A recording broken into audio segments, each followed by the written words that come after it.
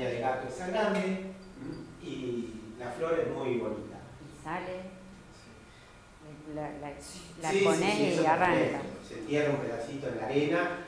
Eso vive perfecto en la arena. No tiene ningún problema. Bueno, ahí hay un sector del médano que ya ven que está allá una escollera, y hay el mesembriateum, y hay puestas un par de yucas y alguna gramínea, que en este caso esa gramínea es natural, no están en el medio. Ese es el frente de un balneario, y lo que hay ahí son formios, acá, allá, y lo del medio es tamarisco, que en ese momento todavía no estaba brotado, por eso se ven los tallos sin vegetación. Pero si no, cuando brota tiene un color verde fuerte. El tamarisco, que nosotros conocemos de la costa, tiene una flor con un racimito de flores blancas, que cuando está bien florecido es agradable. Pero hay una variedad que venden en algunos viveros que tiene una flor de color rosado muy linda. En una planta muy rústica, pero una flor de color rosado muy linda. Esa es una rareza, es una escollera. Esa es una planta que está naturalizada, no sé acá en Mar del Plata, porque no tengo tanta experiencia, pero alguien a ver que me diga qué es eso. En la zona de arena, donde muchas plantas no crecen, aparecen plantas de acelga naturalmente por todos lados y crece bárbaro. Es una rareza. Esa es una escollera que está muy cercana a acelga. Bueno, y hay una gramínea de esas que son naturales, que aprovechando que se junta tierra entre las rocas y se forma un pequeño sector de suelo, está Eso ha venido. Eso ha venido. Sí, bueno, este es el arroyo ese que les decía, que desemboca, cruza así toda esa playa y al chocar contra esta escollera hizo su salida por este lado. Viene de los campos, ¿qué trae? Claro, sí, lógicamente. Bueno, a 100 metros de la playa, en la entrada de Miramar, hay una urbanización que son todos dúplex, con una pileta de natación. Y si ustedes ven la barrera protectora de Mar del Mar, prácticamente son formios, algún tamarisco, alguna acacia. Y este árbol que no me di cuenta de qué puede ser, pero ahora, esto tiene una anécdota. Cuando recién hicieron ese complejo de estas viviendas, vino una persona de Buenos Aires, porque después yo lo averigué, de Buenos Aires, y le puso un montón de arbustos, y de esos que yo dije, ¿cuánto pueden durar? Porque está a menos de 100 metros, está totalmente despejado el terreno, entre esto y el médano, digo, ¿cuánto puede durar? Y en menos de un año, o sea, de un verano para el otro, prácticamente no quedaba nada. Entonces después se hizo esta plantación utilizando las pocas especies que resisten. Ahí en un rinconcito, en la plaza que está en la entrada de Miramar, agapanto y una plantita de una cinerea que tiene hoja gris, entonces tolera esas condiciones. Y en otro rinconcito por ahí entre las piedras, lasaña, como la que habíamos visto antes, nada más que en vez de ser la de flor, la de hoja grisácea, esta es la de hoja verde, muy parecida a esta, nada más que es la especie más bajita. Normalmente los colores siempre varían de amarillo a naranja. Vamos a ver algunas cosas que tengo acá que no están en esas fotos. Ahí tenés más. Bueno, esa es una margarita que florece justo en esta época. Parece que tenías un más. No me acordaba. Bueno, esas margaritas también suelen resistir bastante bien. Eso es en el frente de un edificio que está sobre la costanera. Y acá tienen el otro aloe, el crecimiento más plano, y lo de atrás es una planta muy decorativa que tiene el nombre común de cucaracha. porque da una vara floral con unas florcitas que parecen insectos. Y se reproducen con las cucarachas. Se reproduce. Sí, se reproduce, pero crece mucho. Tiene una particularidad. Está con mucha vegetación ahora, pero cuando empieza a hacer calor se empieza a secar. Y prácticamente todas las hojas se secan. Entonces uno tiene que podarlas, porque quedan muy feas. Y después empieza a brotar nuevamente de la base del tallo.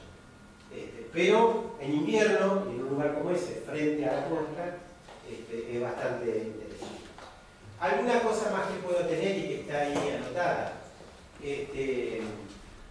En el caso de árboles, los árboles en la costa nuestra, nunca en la primera línea. Si están en la primera línea de frente, van a estar rotos por el viento, van a estar quemados parcialmente por la salinidad. Pero algunos árboles, cuando estamos a 100 metros, a 100 y pico de metros, sí ya toleran esas condiciones.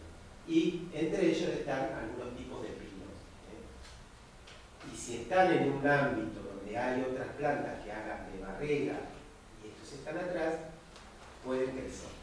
De todos modos, no crecen en las mejores condiciones que podrían crecer en otro lugar.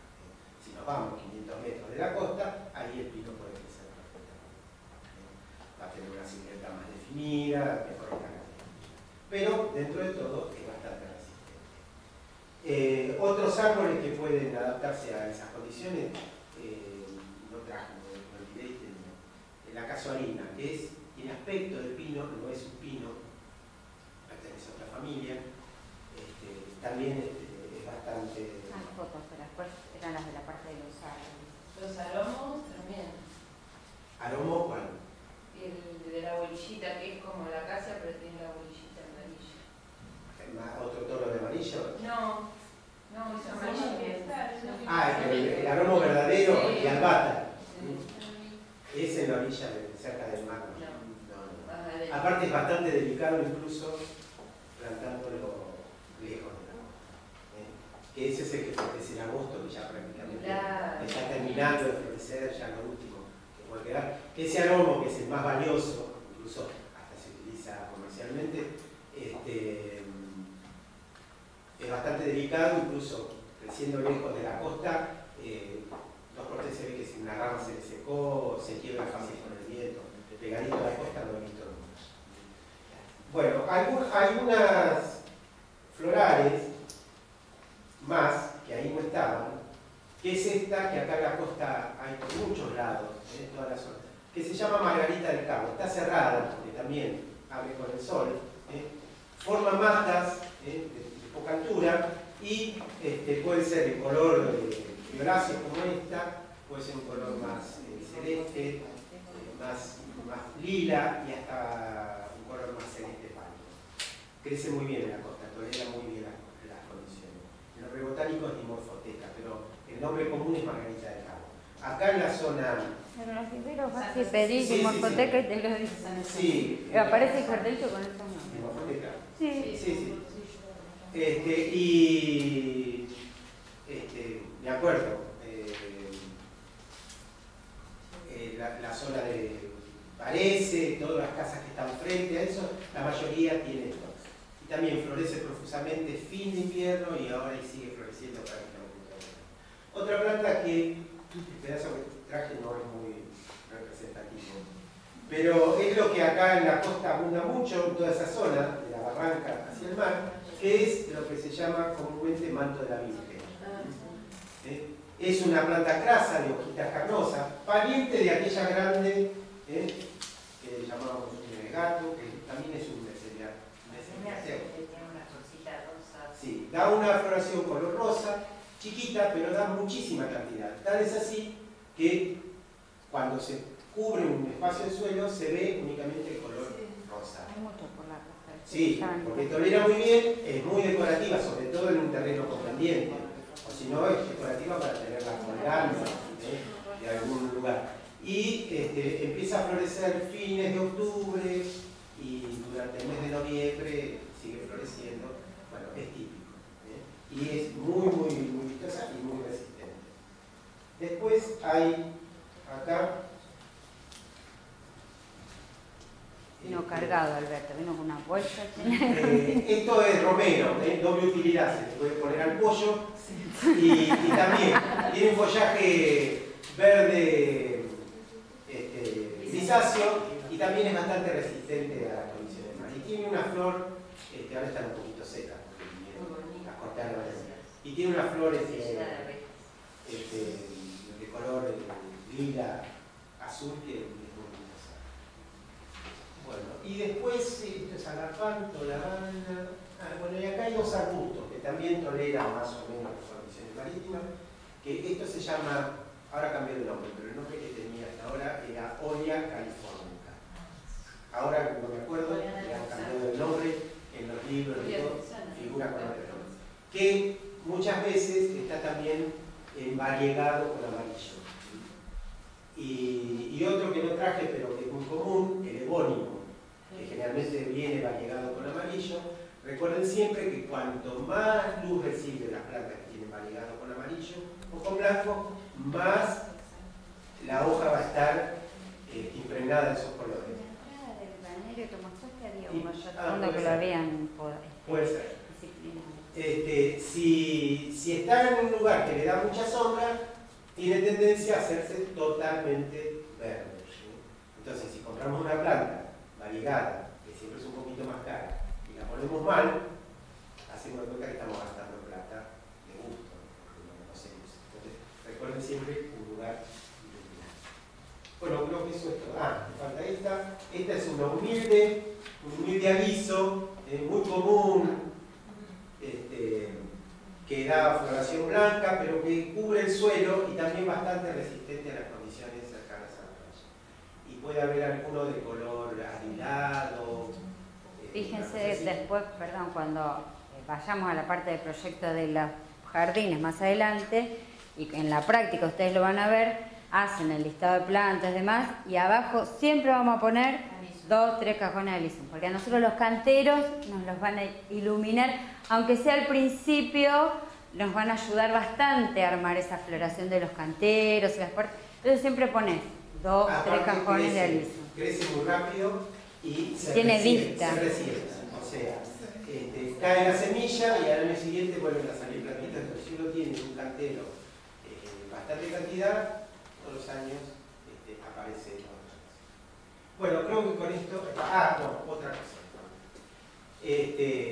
Vamos a hablar de otro tipo de jardín autóctono que hay una mención ahí en ese apuntecito que tienen ustedes al final, que es lo que se llama un jardín de tipo campero, que muchas veces en la zona rural, sobre todo en la zona de campos, de estancias, se quiere tener algo de ese tipo. Hay que tener en cuenta, más ustedes que son arquitectos, no se puede hacer un jardín campero con casas absolutamente geométricas, que no tiene nada que ver.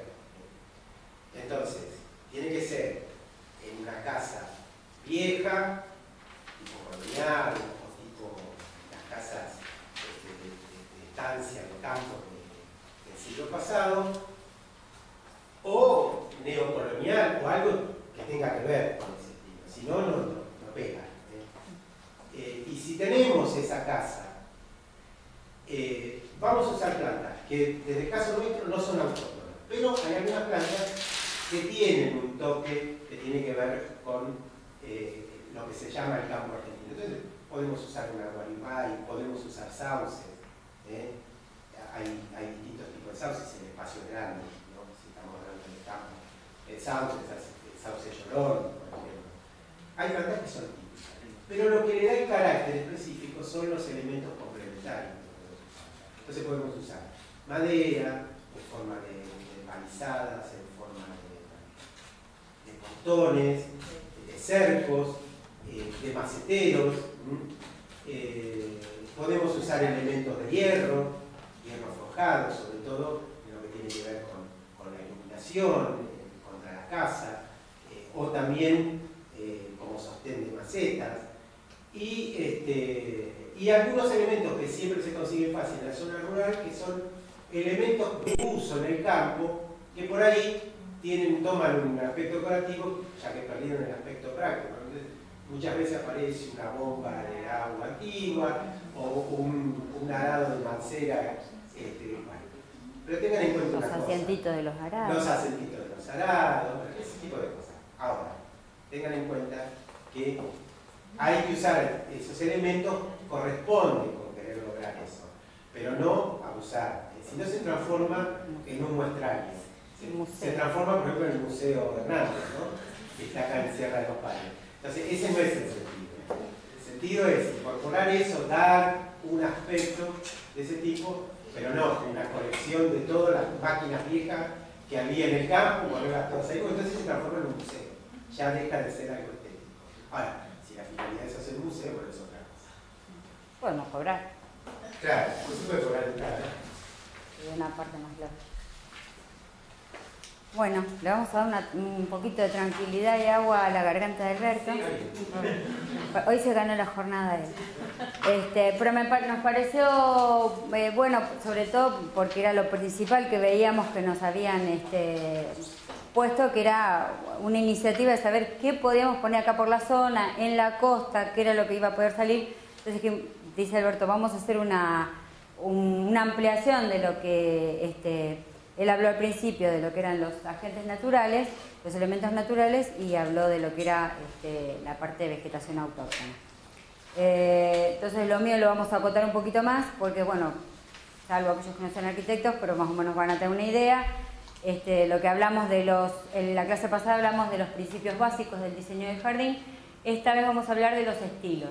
Si vamos como sumando cosas en el momento de proyectar, vamos a ir viendo cómo vamos a juntar todas esas cosas y vamos a terminar en el desarrollo del proyecto.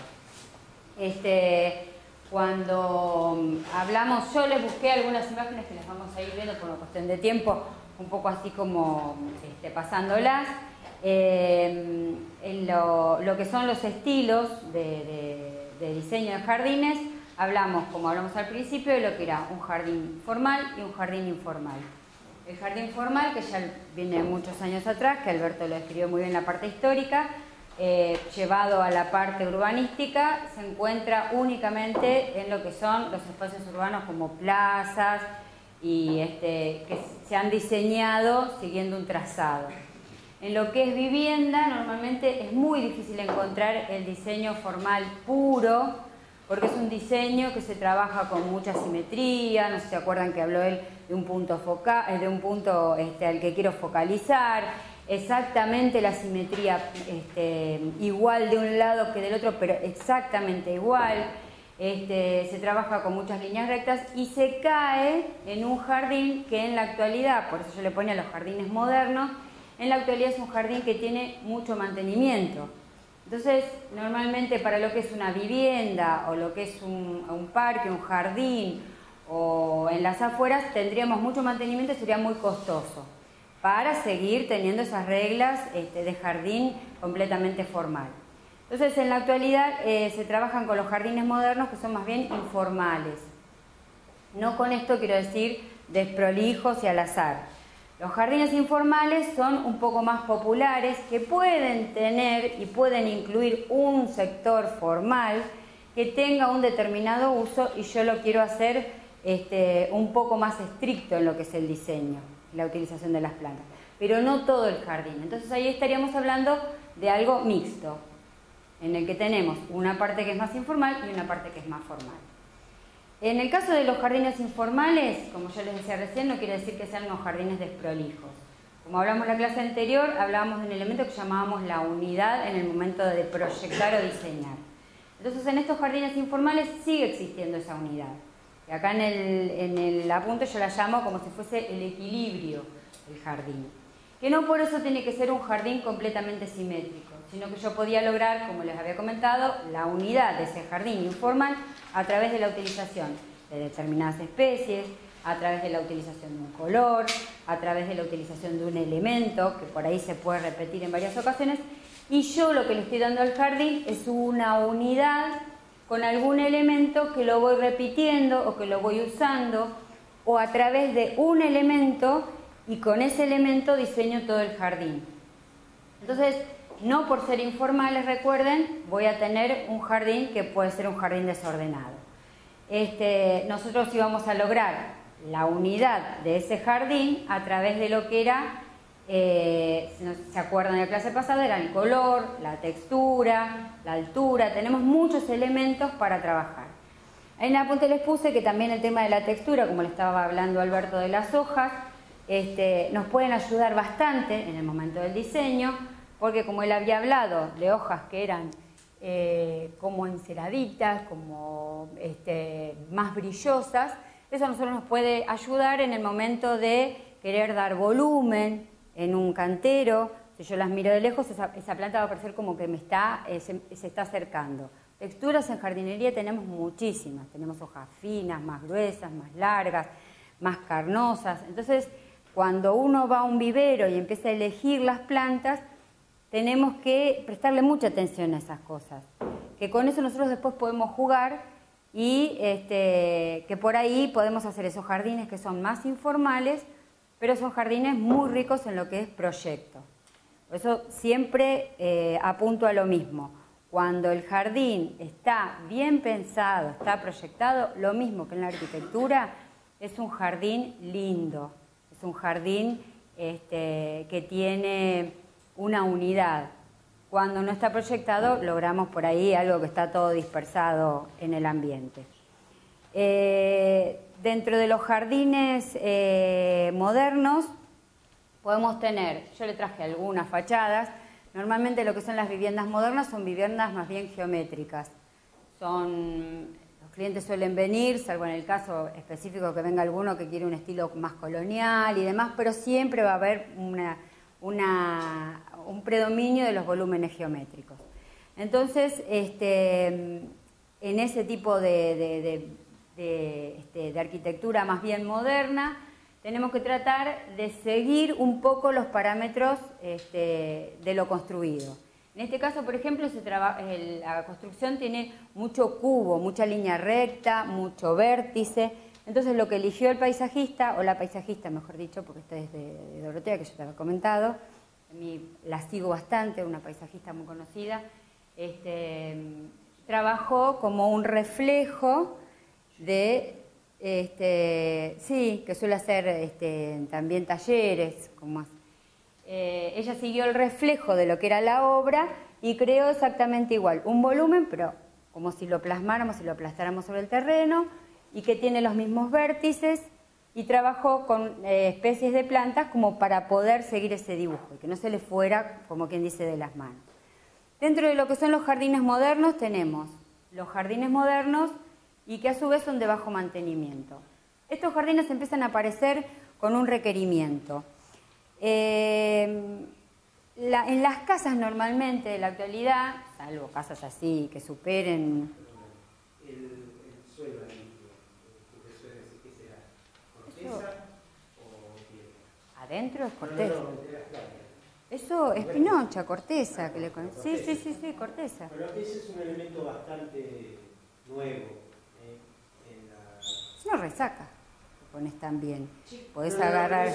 Sí, eso es corteza, pero en el caso de no existir también le puedes poner. Ahora es muy común comprar corteza o chip de madera, pedacitos de madera, y el suelo no está expuesto, sino que está cubierto con eso. Yo protegí todas las raíces. Claro, tiene algunas ventajas eso. Primero, desde lo visual, da una uniformidad. Después, como sombrea el suelo, no nacen tantas malezas. Y aparte de eso, baja la temperatura en verano del suelo.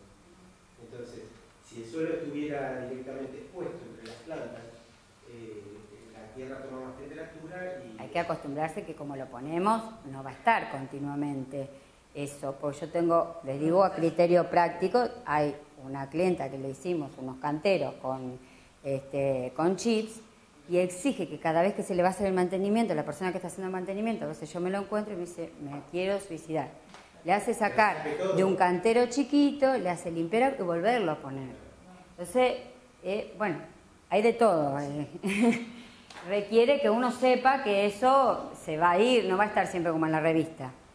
exactamente igual. Pero bueno, puede tener un mantenimiento, no cuestión de ir sacándolo y sacar todos los yuyitos que le van saliendo y demás. Bueno, en cuanto a lo que yo les hablaba del jardín moderno y de bajo mantenimiento, es un requerimiento muy actual que hay ahora. Este no sería el caso, pero bueno, hay jardines de bajo mantenimiento. ¿Cuál es la parte práctica? La gente tiene cada vez menos tiempo. Muchas veces nosotros diseñamos un parque y tenemos la suerte de que la persona diga, bueno, voy a contratar a una persona que me haga el mantenimiento del jardín. Pero hay otras veces que nos dice, no, a mí me gusta, trabajo en oficina todo el día, me gusta el parque, el jardín, pero no tengo demasiado tiempo. Entonces ahí esa es otra de las premisas que tenemos que tener en cuenta en el momento de diseñar. Cuando nos dicen, me gusta el parque, pero no tengo tiempo para mantenerlo, y el mantenimiento lo voy a hacer yo, nosotros tenemos que tratar de hacer un jardín que tenga un bajo mantenimiento. ¿A qué me refiero con bajo mantenimiento? Y sin entrar en el punto siguiente, que serían los jardines secos. Me refiero en buscarle especies que no requieran, como lo dije anteriormente, mucho mantenimiento. Por ejemplo, no buscar plantas que yo tenga que estar tutoreando para poderlas crecer y hacer crecer por donde yo quiero. Tengo que tratar de buscar especies que tengan 1 o 2 podas anuales. Hay. Cuando veamos los arbustos y las herbáceas y las gramíneas, hay.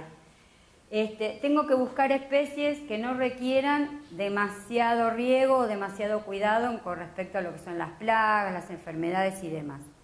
Eso sería un jardín de bajo mantenimiento. No es un jardín como los que normalmente decimos seco. Jardín de bajo mantenimiento, yo le puse una definición del libro que sale, que dice que es un jardín con bajo mantenimiento, es aquel que está planificado tomando como premisa esta periodicidad de tareas. ¿Sí? Entonces, pero eso nació, ese estilo de jardín nace a partir de un requerimiento bastante actual, que no se da en el caso de estos jardines porque los mantiene un parquero, una persona que mantiene, pero en el caso de quererlo... Claro, o muchas veces la gente, me ha tocado en casos especiales que me dice, me encanta, estoy todo el día en la oficina y me encanta, pero no tiene más que el domingo. Entonces no puede estar todo el día arrodillado cuidando un rosal, fumigándolo, salvo que tenga una persona que lo haga. Pero nosotros lo podemos dar gracia unidad, gracia, logrando un buen proyecto. Por eso siempre antes de poner una planta o de empezar